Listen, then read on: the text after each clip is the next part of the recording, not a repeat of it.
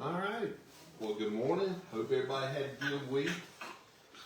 This week, I had to attend an all-day training at work that was located away from the hospital. And I realized I needed to grab some breakfast before I went in there. It would just make the day go better, I think, for everybody. So I stopped at a little fast food place and ordered some breakfast through the drive-thru.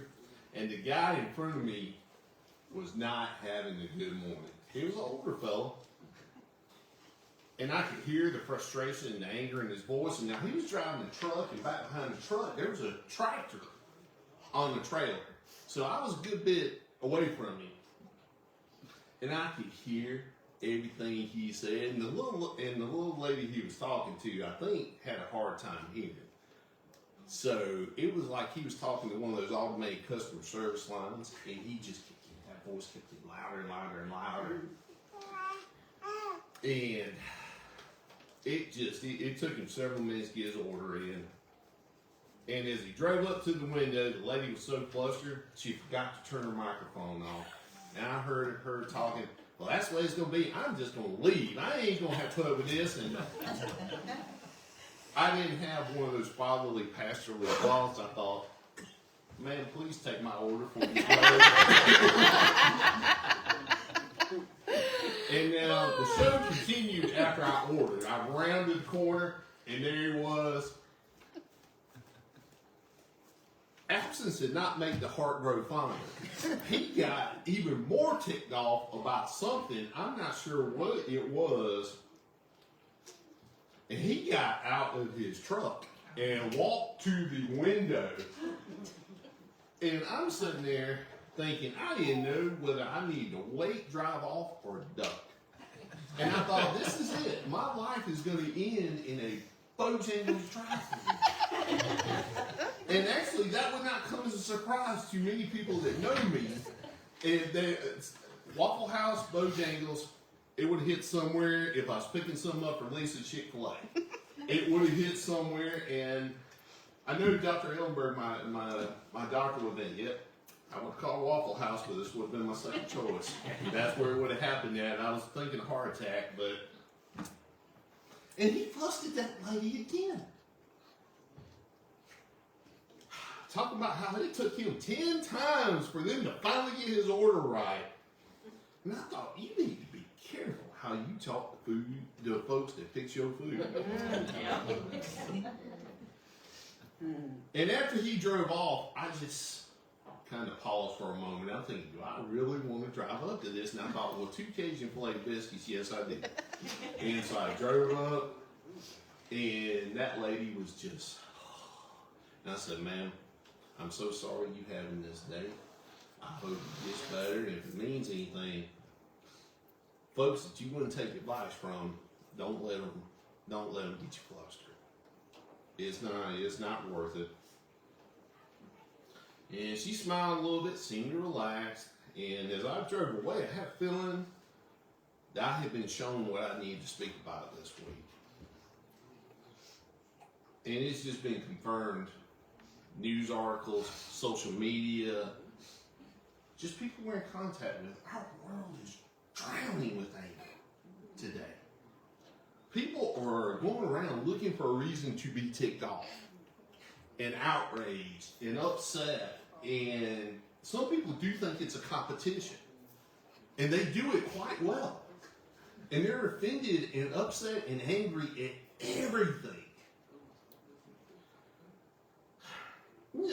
What makes us angry?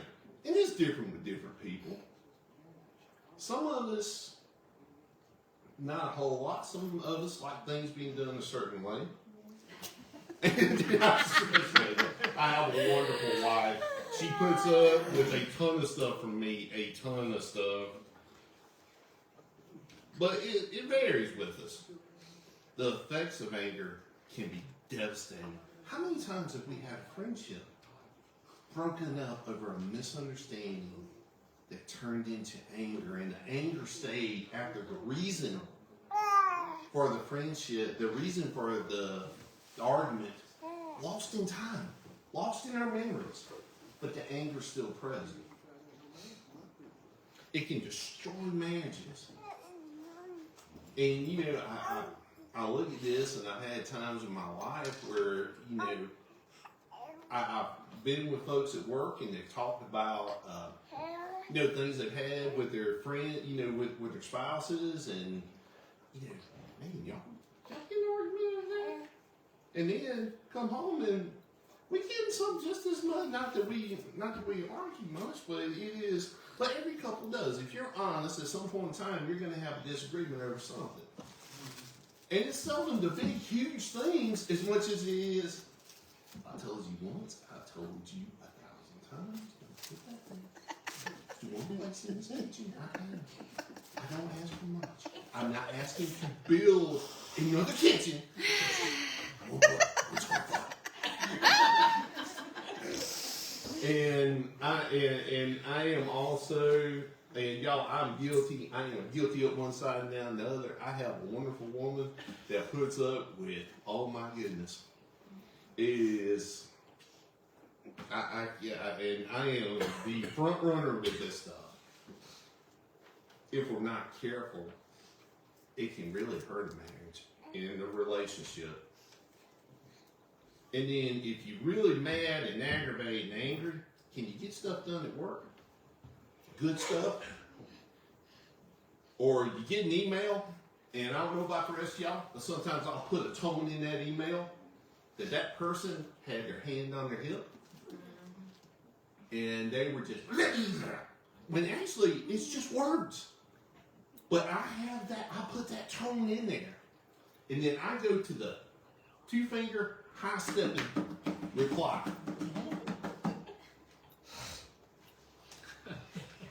Over an email. And how many times do we pick up the phone? Should we just pick up the phone and talk to somebody? And I've done email ping pong so many times. And like I said, I am guilty of it. I will do it. And before I know it, I've had 27 emails and I've got nothing accomplished.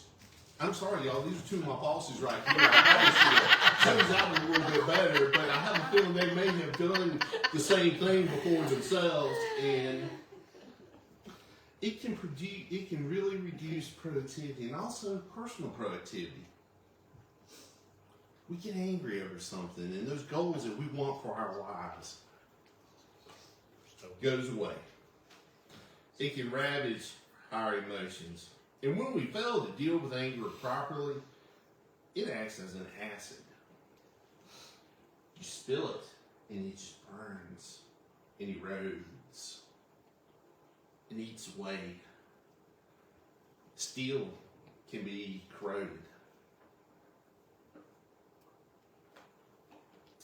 With enough time and the right agent. And anger is contagious. I have been in meetings before, and not with my present employer, but I have been in meetings before, and you really have to understand German culture. I began to understand this as time went by. Germans can be very serious. I did not particularly realize that when I started working heavily with them. I'd come in the morning, it'd be 6 hours ahead in Germany, they'd be in the afternoon. I did not realize Germans don't like small talk. I love small talk. That is something about being from the South. We have talk, how's family, how's this and that. And they were just 2-word answers, and I'm thinking, okay. And I got pseudo anger from them. They weren't really being angry, but I thought they were, and I was like, well, fine. I'll just give 2-word replies in. Fine, I can play that. And they were happy. But I was starting to get ticked off just thinking, and it's a cultural thing. Some of the nicest people I've ever met. They open their homes up to you. They take you out to dinner. That is just their culture, but they're very to the point. And then at times, though, there are people that you can feel their anger, and it catches. And the results can be ugly and painful. And in the Bible, there are so many verses, dozens and dozens of verses about anger. God has anger. Anger in itself is not a sin. opens that door for us. Like, here are some of them.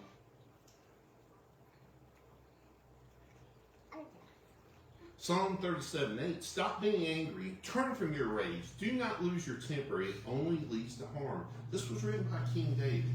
King David was a man of action, and he got angry. It was recorded in the verses about David.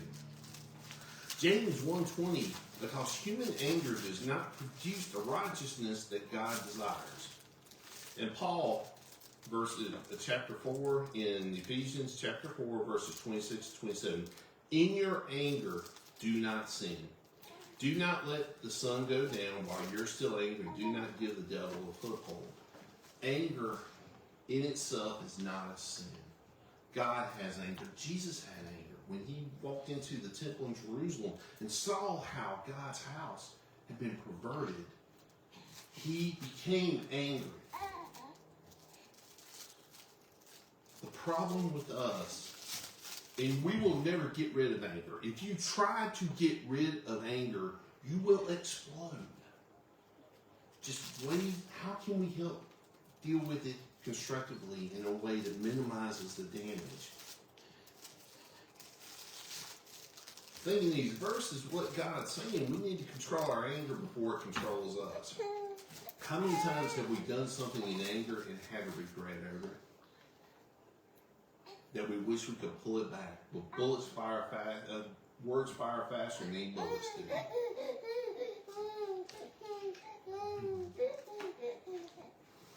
It shouldn't have a place in us on a regular basis.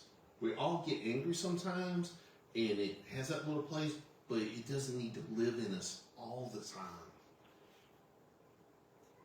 And anger can be a byproduct of certain ways of thinking. And putting a stop to anger starts with knowing what causes it. I know in my own life, I've had times when I've gotten angry. Probably the times where I get most angry is when someone attacks someone I love or care about. That's a very primal, basic, immediate response to me. Is you cross the line with someone I love, and you don't find a side that you have not seen before. And I think also we can get angry when our expectations are unmet. Like my friend at Bojangles was expecting the bacon, egg, and cheese biscuit combo with small seasoned fries, and he wanted a second order seasoned fries and probably a Diet Coke or something. And his expectations were unmet. Or it took like 10 times to meet them. Sometimes we can get angry when our pride's offended. Who's ever come in like 4th place or 10th place in the spelling bee? It ain't no fun. It ain't no fun. When our pride gets offended, our egos are hurt. And sometimes we can lash out when our egos get hurt. When we're after something and someone stands in the way, there are people who get angry about that. And we think as children, no, you can't have your dessert to eat your dinner. How many times does that produce a tantrum? It does. If we're all honest, really, we're adults. Does it feel good when your doctor tells you need to eat a salad and you need to have a high fiber vegetable? I saw a heart doctor, it hadn't been too long ago, and he didn't have much of a sense of humor because he said, have you ever heard of a high fiber, high vegetable, low protein, low carb diet? What does that come to your mind as? And I said, the enemy. And he didn't find the humor in all that. And it hurt. I was just like, what? This is what my dinner eats. Why am I? And I didn't get angry, but I was like, you gotta be kidding me. And we do have that happen. We get angry when our feelings get hurt. When our feelings get hurt. And sometimes we shy away from it, and sometimes we come out at folks when it happens. And when we get angry about these things, We can respond in several ways, and I've got 3 ways here. There's probably more. Some people are brewers. They internalize their anger for the most part. I'm fine. No, you're not. I'm fine. Or the delayed reaction. That's me usually right there. It happens and I'm okay. Then as I'm driving home, I just didn't like the way they said that. Now by after supper, the pressure's building in my pressure cooker. And I'm like, you know what I think they meant? And by the time we hit bed, Smokey's sitting there looking at me like, hey, let it go.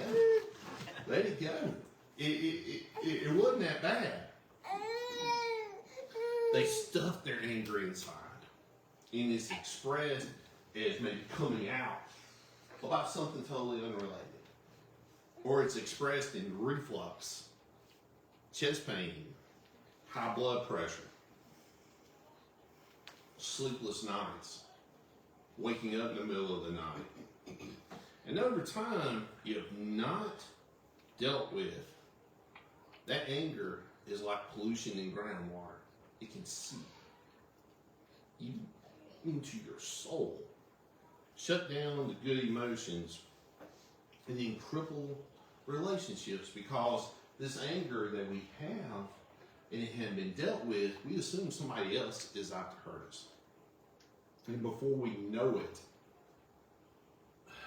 we're comparing that bout of anger with every person we come into contact with. And a lot of times, folks like this, we're not even aware of the anger or the impact it's having on us or the people around us. It can be hidden in our hearts, just unacknowledged and unaddressed. As we talk about this type of person, faces are probably coming to our minds, names, maybe a mirror. Now the next type are the stewers. We got brewers and stewers. Stewers are a different breed.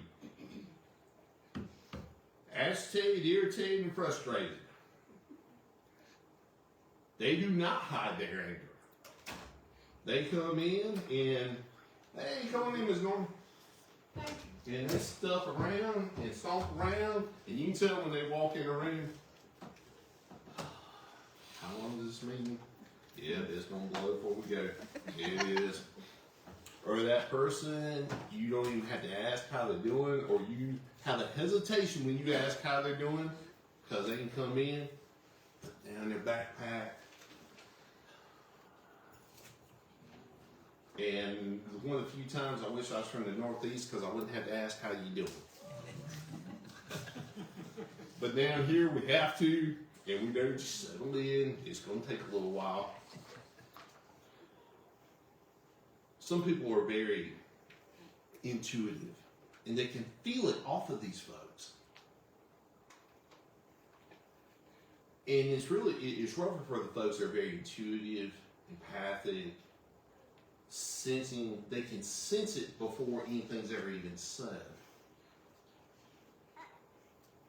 And these folks are like a pot sitting on the stove. It's a medium, and you're turning it up to high. And you never know if or when the explosion's coming. And that can make people really nervous. It can be, it can get them kind of off center, and kind of like walking on eggshells. And it can be disruptive to a crowd, to a family.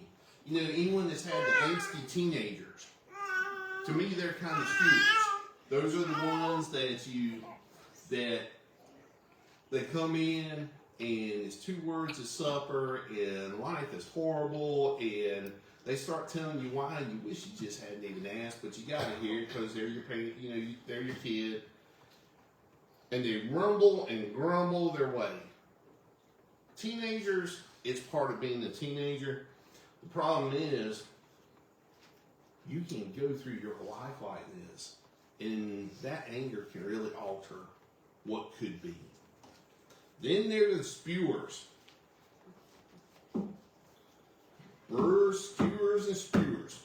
viewers do what their name implies.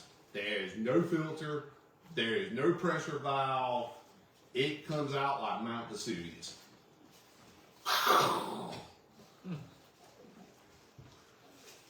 And then whatever's nearby is going to get hit with lava and ash. It's coming. They rant, they rave. You think like an anger tornado that just comes through. They detonate, leaving lots of destruction in their wake. Then these folks are usually kind of back in the honeymoon period, and they realize, some realize the extent of the hurt they did. Burning and stewing and spewing. Most of us respond to something like that, but is it really the right way to handle it? Because somebody's going to get hurt in those ways. Someone else or yourself. And it takes a toll on the relationships. It takes a toll on our body and on our mind. And God's telling us to get it up under control. And our anger is a lifelong thing to deal with. But we ask, when he says get it up under control, the appropriate question is how? And here's some steps you can take to kind of diffuse and keep it up under control. And the 3 R's of overcoming anger. The first one, recognize it. Recognize it. Recognize the anger. Recognize that we are going what causes anger in ourselves and acknowledge it. How many times have we had a lively discussion with someone and are you angry? No. Are you angry? No. Recognizing it. And now, on our side of it, we can usually tell when Susie's mad. Susie, she just comes in, she just gets mad at anything. Not a good thing I don't get mad like that. You think Susie's getting mad more than we are? Probably not. We just get mad over different things, and we can see it with other folks. The splinter in the board. We can see the splinter, we can see the board. The splinter is so much easier than when we see the board in our own eyes. We can tell when someone's getting upset and when someone's losing their cool, but not in us.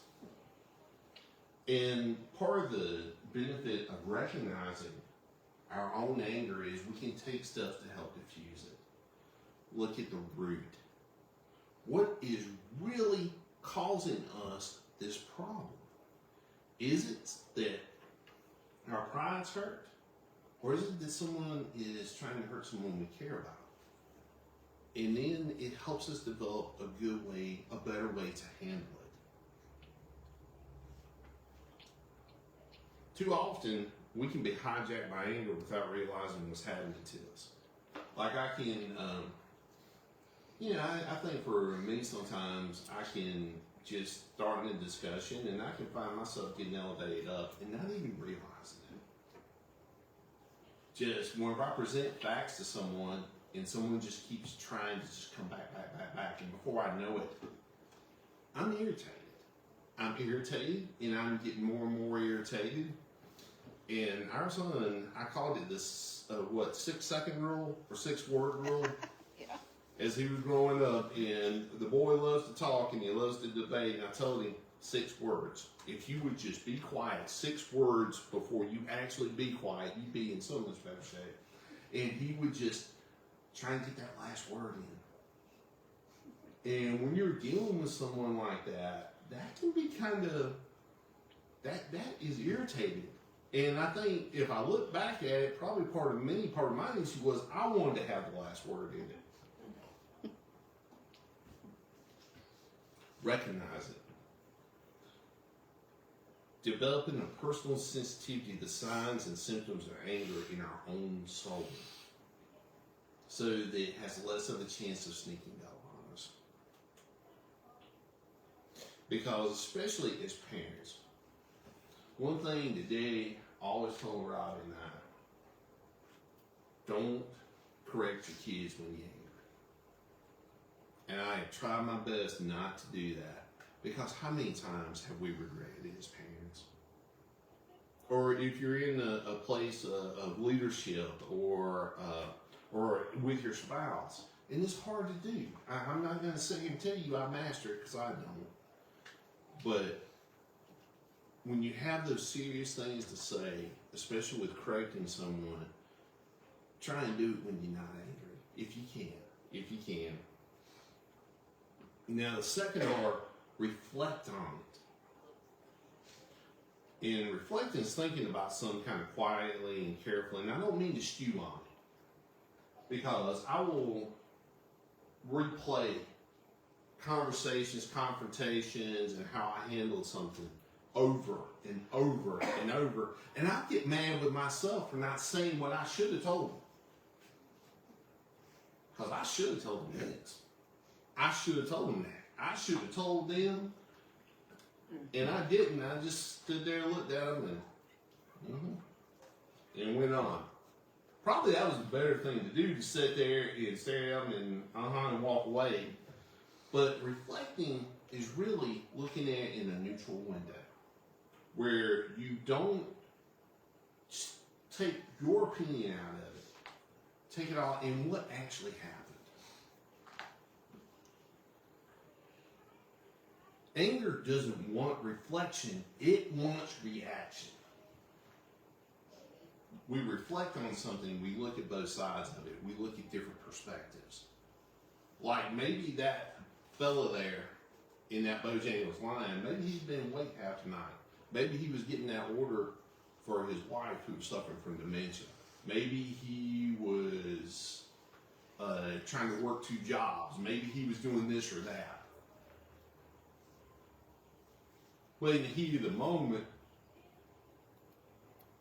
all he could think about was, this lady is asking me 8 times, and I can't say small seasoned fries any different than what I've said. Reflection.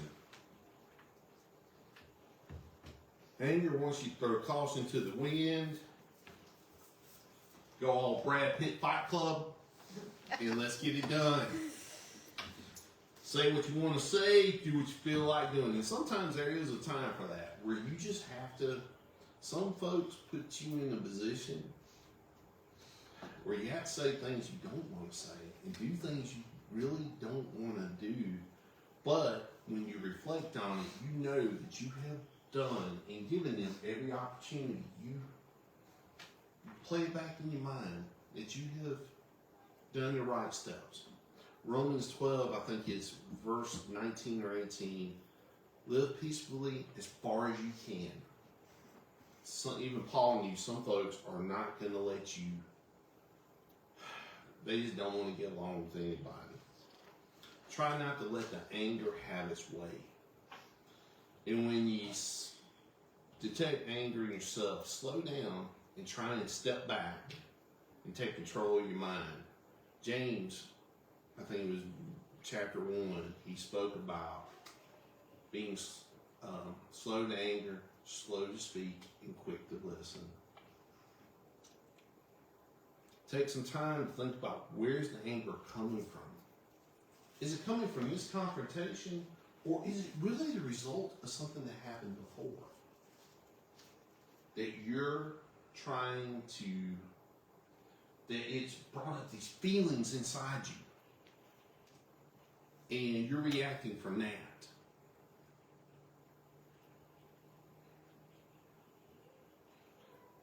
What's causing it, what started it, and what's making us vulnerable to it. And let's reflect on the actions or consequences of our anger, because it does have consequences. What damage will we do to ourselves or others if we let go unchecked? And then the third R, release it. Let it go. When Lazarus walked out of the tomb, he'd been given a new life by Jesus, raised from the dead. But he was covered in these stinking, rotten death wrappings. And they still kept him kind of bound and constricted. And Jesus said, let him go. Unbind him. We can have a new life with Jesus, but if we're still carrying around the old death wrappings, the reminders of the old person inside of us, do we really? It's constricting who we are.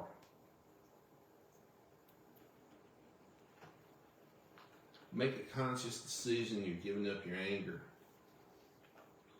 When you forgive someone, you're not telling them it's okay. It's okay to forgive someone and prevent that from happening again. Someone used you, hurt you, abused you. No, there's never an excuse for that. But the anger you're carrying around with you, is it hurting them or is it hurting you? If the answer is it's just hurting you, release it. Let it go.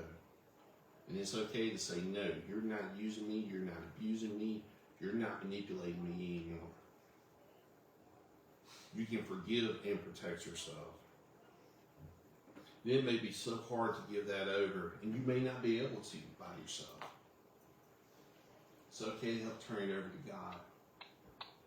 I don't know how to turn this loose. I don't know of life without it anymore. Help me. The disappointments, the offenses, the frustrations and hurt, and turn it over. Because if you imagine that anger that you're carrying for all these different grudges, all these different offenses, imagine it like a brick. How many bricks are you carrying in a cart behind you right now? How much is it slowing down your life right now? Forgiveness doesn't equal allowance, that you're allowing it. Sometimes we've had such bitter disappointments that have produced anger. And it's hard to move past them. And God's plan and timing are so different than ours. And there will be some things we don't understand. And you may even be walking around with some anger towards God right now. It's okay.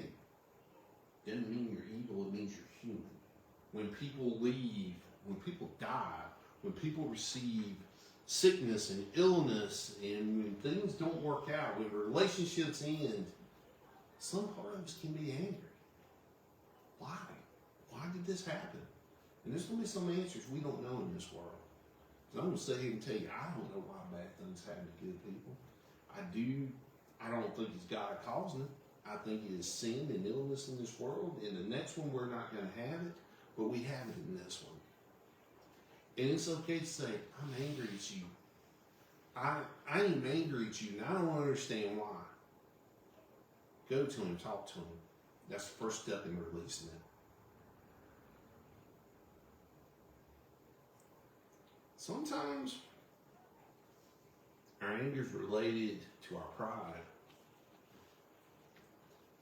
Our pride can be the most complicated thing, fragile, huge, constant. What has kept a lot of people from coming up here to the front or coming into a church is humbling themselves to admit they messed up.